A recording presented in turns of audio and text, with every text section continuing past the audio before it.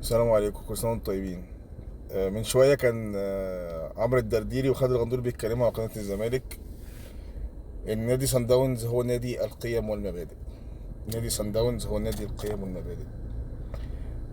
ليه ما تعرفش، بس هو المهم ان نادي سان داونز هو نادي القيم والمبادئ. حاجه من الاثنين، لا اما الدرديري من مواليد جوهانسبرج، لا اما واخد اعداديته من كيب تاون. يعني حاجه من الاثنين عشان يقول لك نادي سان داونز هو نادي القيم والمبادئ. الدرديري عارف ان سان داونز هو نادي القيم والمبادئ. اي فريق غير الاهلي هو مش مشكله، يعني اهم حاجه ما يتقالش على الاهلي ان هو نادي القيم والمبادئ. سان داونز نادي القيم والمبادئ، الشباب اديس ابابا هو نادي القيم والمبادئ، اسمنت ملاوي هو نادي القيم والمبادئ، لكن الاهلي لا. الموضوع ده غريب يا جماعه، الموضوع ده غريب فينا احنا كمصريين، ان انا مش مهم بقى انت كويس ولا انا كويس، اي حد غيري وغيرك يعني، بس مش الاهلي. طب ليه يا عم عمرو الدردير؟ انا مش فاهم. اصل المحلل بتاعهم عمل حاجه فاستدعوه فهو بقى نادي القيم والمبادئ. طب على فكره الاهلي عمل معاك كتير. السنه اللي قبل اللي فاتت ماتش بيراميدز اللي كان ممكن الاهلي يفوته، لا ما فوتوش، مش عشانك بس عشان الاهلي القيم والمبادئ.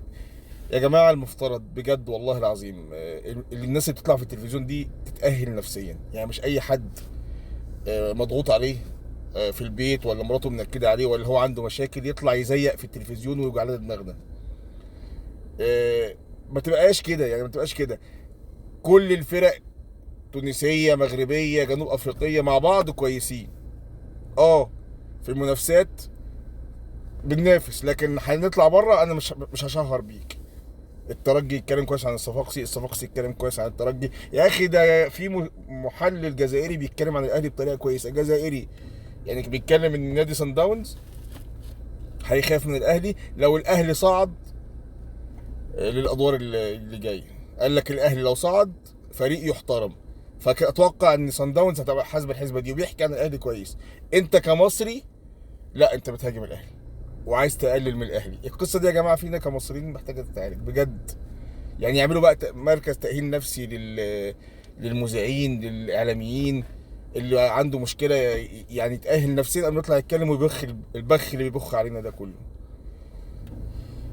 الفرقه لما بتتكلم عنها بيقول لك الاهلي المصري، بتقول لك الزمالك المصري، يعني بكلمه المصري بتضاف. فليه انت عايز تبخس حق فريق مصري؟ يعني يا اخي انا مش فاهم. يعني كل كلامكم عن الاهلي دو دو دو دو دو دو دو دو دو دو دو دو عن الاهلي، وفي الاخر لك دع الخلق للخالق. طب يا جماعه الخير، الاهلي انتوا عاملين له منبر تاني، يعني تفتح قناه الاهلي تلاقي الاهلي، تفتح قناه الزمالك تلاقي الاهلي برضه، كل كلامهم عن الاهلي. مش عارف ليه، مش عارف ليه.